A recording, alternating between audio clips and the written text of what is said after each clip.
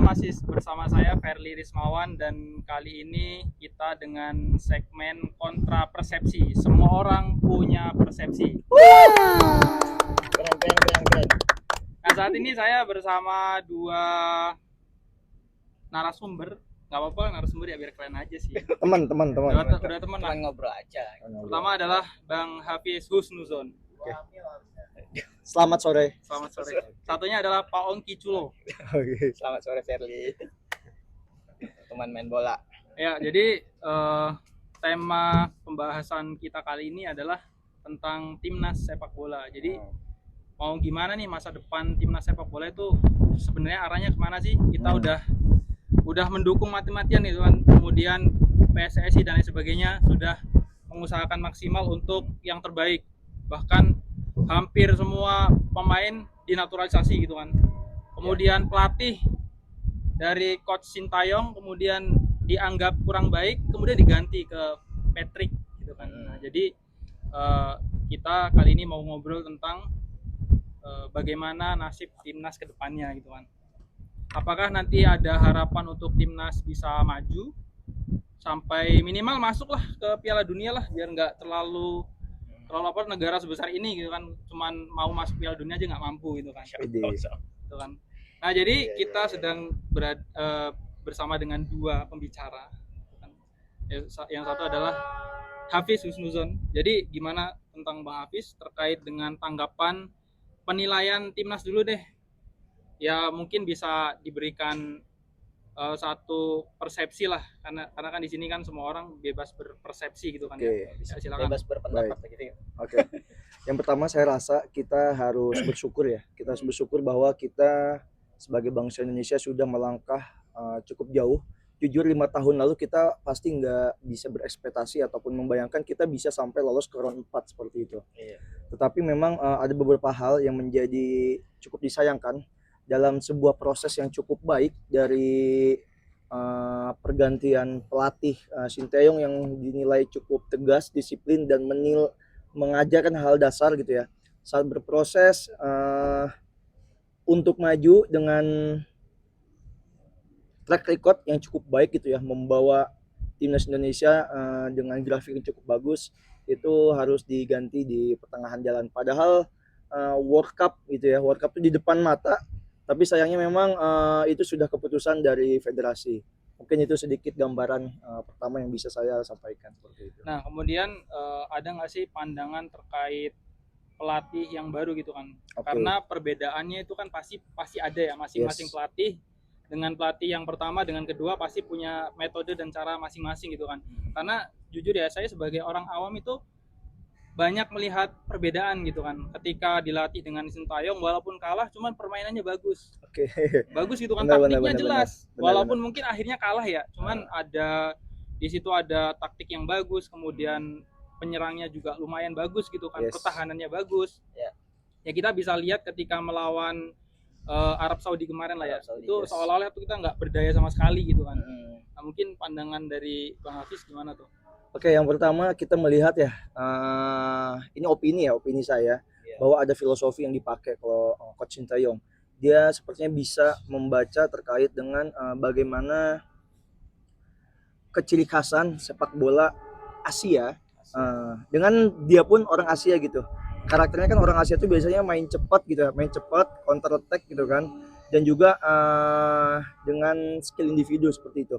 Sementara berpindah ke Patrick Kluivert yang punya filosofi, bukan filosofi ya, lebih ke ciri khasnya orang Belanda itu total football, build up dari bawah, terus semua pemain maju sehingga siapapun bisa untuk menyerang dan juga menciptakan peluang seperti itu. Ya, kalau untuk Pak Ongki, dari persepsi Pak Ongki nih bagaimana nih tentang persepak bolaan Indonesia gitu kan? Iya. Karena harapan dari kurang lebih 250 juta Indonesia dalam penduduk Indonesia itu besar gitu kan, terkait dengan majunya timnas itu ke Piala Dunia. Kita mungkin belum sampai ke tahap yang masuk kemudian berharap juara 1, 2 atau 3. Masuk aja dulu deh. Iya. Kadang-kadang masuk aja melawan maksudnya Arab Saudi dan lain-lain, belum yang tim London ya, itu aja masih berat gitu. Jadi Pak Ongki gimana nih persepsinya nih? Ya lagi-lagi gimana kita kecewa ya sama pelatih yang baru melatih timnas tapi udah ganti posisi di lapangan gitu kan. Kita sebenarnya kecewanya di situ. Coba kita pakai apa namanya itu posisi yang awal gitu, jangan diganti. Itu kita udah kecewanya di situ. Terus sebenarnya cara melatih dari coach Sintayong sama siapa Patrick itu beda memang ya. Dari cara pendekatannya mereka juga beda sih. Kalau Sintayong mungkin lebih disiplin gitu ya, Ya, karena disiplin. pernah saya melihat bahwa timnas itu dilatih fisiknya gitu kan, fisiknya bener-bener Cara passing. cara passing Cara passing. yang Ya, dasar deh. Karena Ya. gini, saya pernah melihat sebuah berita ya di sebuah media sosial bahwa ada ungkapan bahwa pelatih sebelum Sintayong itu mengajarkan mental, teknik-teknik dasar kemudian. Kemudian di era Sintayong itu menyempurnakan, passingnya bagus, menyusun taktik. Nah di era Patrick itu menghancurkan gitu kan. Iya. Jadi menghancurkan apa yang sudah dibangun. Nah, Ya, itu. pendapat dari Bang Hafiz gimana nih? Oke. Kalau kita bicara menghancurkan, itu kan sebenarnya memang persepsi mayoritas ya. masyarakat kita karena adanya kekecewaan seperti Iya. itu. Mungkin kalau misalkan kita lolos bisa jadi kekecewaan itu tidak Nah, ada gitu kan. Tapi baik lagi terkait dengan yang tadi saat membangun harapan kita ya saat Sintayong itu diganti atau dievaluasi kemarin, itu kita berharap bahwa kualitas dari pelatih selanjutnya yang melanjutkan itu lebih baik ataupun di atas dari apa yang sudah dicapai oleh Sintayong seperti itu. ya intinya kalau memang kita mau mengembangkan, mungkin kita bisa belajar ya berkaca dari Jepang gitu kan. Karena saya di Instagram nih melihat satu postingan nih, di mana Jepang adalah salah satu negara Asia yang menjadi langganan Piala Dunia nih. Langganan Piala Dunia. Namun bagi Jepang jadi langganan turnamen sepak bola paling bergengsi tersebut bukanlah target besar. Jadi target besar mereka adalah juara. Karena masuk Piala Dunia itu udah biasa. Kalau kita kan visinya berarti. Iya, mereka bahkan menargetkan 2050 untuk juara Piala Dunia. Dan itu bukan sekedar hanya target ya. Mereka benar-benar menyiapkan gitu kan dari anak-anak. Kalau saya membaca di postingan tersebut, dari anak-anak dari 10 sampai 12 tahun mereka dikenalkan dengan kedisiplinan gitu kan, secara fisik, secara mentalitas. Kemudian di umur 20 sampai 25 itu dikenalkan tekniknya, passing dasarnya, kemudian mentalitasnya gitu kan. Berbeda dengan Indonesia gitu kan. Kalau kita mungkin bisa membandingkan kan nggak apa-apa kan ya. Kadang-kadang ada liga antar kampung aja, di sliding aja udah berantem gitu kan. Oh, ini gimana nih? Iya, betul itu. Dengan sikap iya mungkin bedanya dari Jepang mungkin ya. Kalau saya lihat itu dari segi mentalitas memang beda gitu kan. Di Jepang ada tarkam nggak sih? Gak tahu ya, adanya antar Konoha gitu. Mereka memang kalau ini dari Jepang memang ini konsisten sama Konsisten, ini ya itulah mereka dari disiplin mereka juga disiplin, jadi bisa lah mereka untuk capai target itu kali insyaallah lah ya. Dan salah satunya mungkin Ya. ini ada salah satu postingan juga nih saya pernah melihat gitu kan. Jepang mungkin tidak mencampur adukan sepak bola dengan politik. Nah, pernah ada yang ngomong, emang pernah ada. bentar. Emang Emang Indonesia campur sama politik? Kayaknya sih bersih nggak sih? bersih. Nggak Tapi saya pernah ada yang mendengar ngomong. bahwa apa kata-kata? siapa yang mau Indonesia masuk Piala Dunia, pilihnya siapa? Nah itu ya pernah dengar. Itu ada suara dari Itu. langit tuh gimana? Bukan dari langit itu. Dari sono ya. Ya, pernah dengar nggak sih apa? cuma saya Pernah doang? dengar. Saya Iya, pernah iya. dengar. Ada ya? Kadang ya, barusan juga ada tuh kayak Ada ya? karena Iya. browsing ada jangan campur adukan politik sama sepak bola katanya gitu. Iya. Tapi besoknya Besoknya kalau mau Piala Dunia Indonesia masuk Piala Dunia, pilihnya siapa? nah itu. Sebenarnya kalau mau bicara mundur ke belakang sedikit ya, kita bicara tata kelola sepak bola.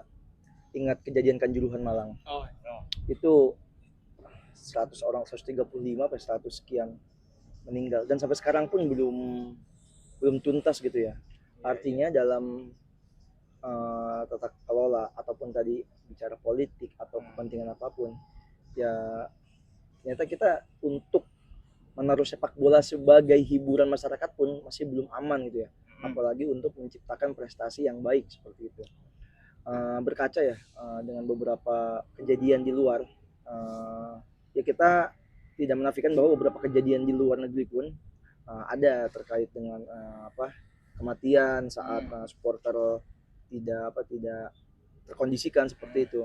Tapi memang itu menjadi sebuah evaluasi untuk meningkatkan kualitas tata kelola sepak bola mereka seperti itu.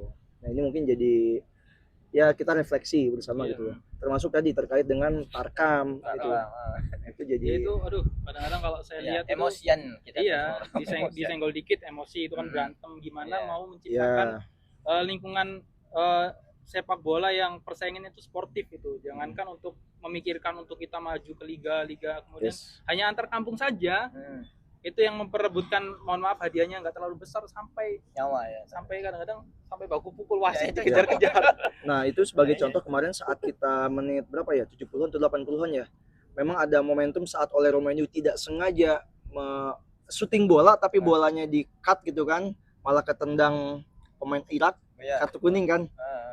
Kalau misalnya kacamata kita jujur saya sendiri nggak terima gitu ya. Lah kan dia objeknya bola yang ditendang tapi bisa dihindarkan bolanya dan kena pemain Irak gitu kan.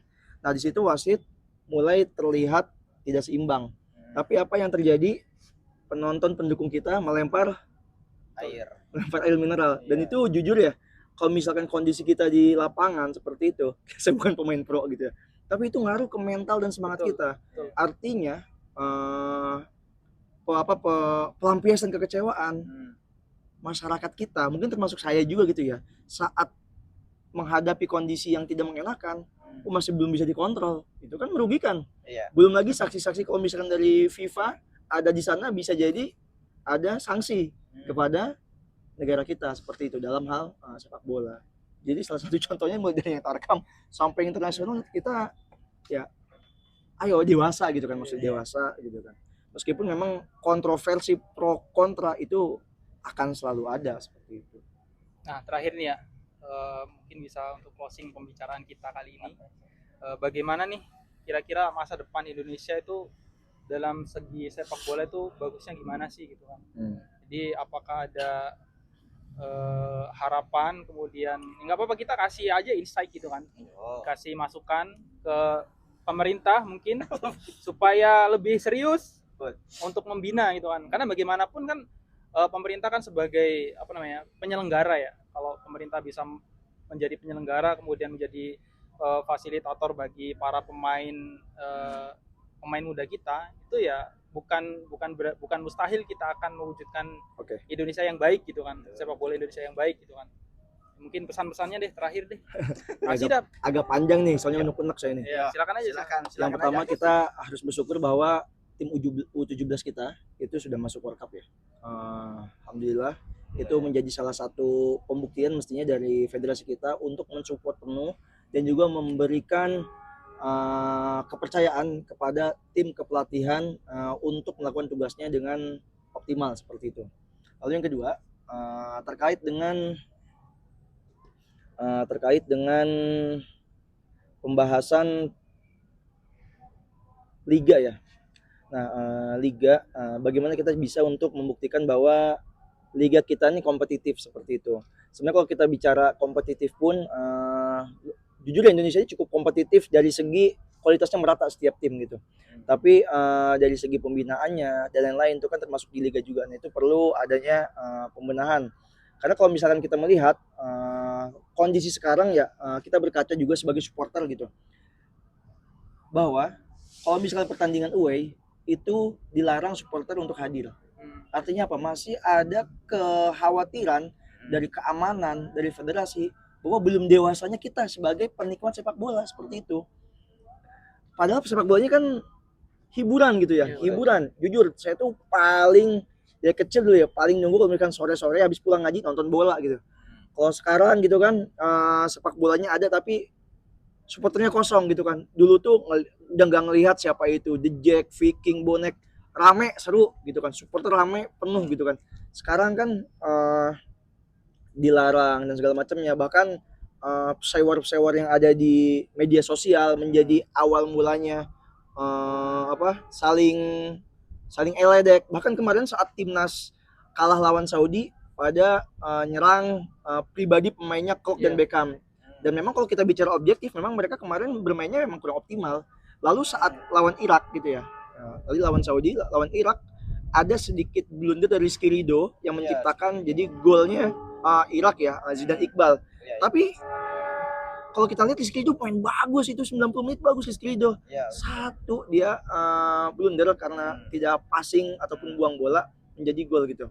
Nah, baik lagi, jadi kedewasaan gitu ya masyarakat Indonesia dalam menikmati sepak bola pun dengan tuntutan yang tinggi itu menjadi satu hal yang cerminan bahwa kita belum siap juga ternyata untuk kecewa seperti itu, karena kan namanya menang dan kalah hal yang wajar seperti itu ya.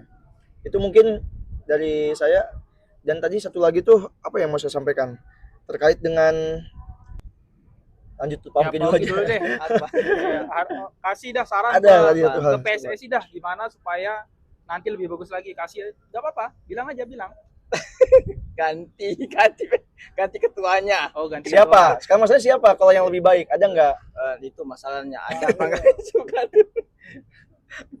Jangan campur adukan politik sama sepak bola itu. Oh gitu ya. Yes, Jadi betul, bisa. lebih Iya itu. pure kan, nggak ada Biar kepentingan apa-apa. Yang nggak ada kan. kepentingan apa-apa, Hmm. terus segera mundur lah gitu. Yang Iya. itu kan. Gimana ada lagi sebelum Sepakat kita ya, tutup ganti nih? mundur. Karena memang jujur ya, ini kalau kita Iya. bahas sepak bola ini kurang lebih tadi ya kita Oh ya, 30 menit itu sangat ada kurang sekali. ada satu hal yang penting juga yang bagi saya cukup disampaikan, saya baru ingat nih ya. Mohon maaf, saya pun agak sedikit kurang sepakat dengan pernah satu kesempatan dalam, saya mohon maaf lupa, mungkin nanti diingatkan entah AFF atau apa, Sinteyong menggunakan skuad muda kita, kalau nggak salah AFF ya, atau Piala Asia gitu, menggunakan skuad muda kita, bukan skuad utama kita untuk mewakili timnas seperti itu. Oh iya. Karena apa? Karena alasannya ataupun ya alasannya adalah skuad utama kita yang grade A versi kita Indonesia ya, itu untuk persiapan World Cup seperti itu. Tapi nyatanya World Cup-nya nggak dapat, nah Piala Asia-nya juga nggak dapat seperti itu kan. Nah ini menjadi salah satu hal yang patut kita pertimbangkan bahwa apapun kompetisinya, ya kita mestinya mengoptimalkan semua SDM Yang ada. utama kita yang ada seperti itu. Karena kan sekarang udah bukan fasenya tuh coba-coba. Iya. Sekarang kita udah punya SDM yang bagus. Pemain-pemain diaspora semangat untuk Bagus. ngebela Iya itu. orang tua kita, ngebela orang tuanya gitu, ngebela apa darah dari kakek neneknya gitu. Sementara yang dipanggil itu yang bisa dibilang muda-mudanya gitu kan. Dan sebenarnya memberikan kesempatan yang muda itu nggak masalah, tetapi yang Momentumnya. betul momentumnya adalah saat kita ada kesempatan potensi untuk menang gitu kan, Iya. tidak menampilkan tim yang terbaik, padahal kita nih punya SDM terbaik itu seperti itu. Nah mungkin itu sih menjadi refleksi ya bahwa setiap momen itu harus dioptimalkan dari semua SDM yang ada seperti itu. Kalau saya terakhir ya, ingat ya pemerintah ya, ingat jangan mencampur adukan sepak bola dengan politik. Betul. Nah, mungkin cukup itu ya, kita cukupkan ya pembahasan kontra persepsi kita sore ini, karena semua orang punya persepsi. Wih deh. Terima kasih ya.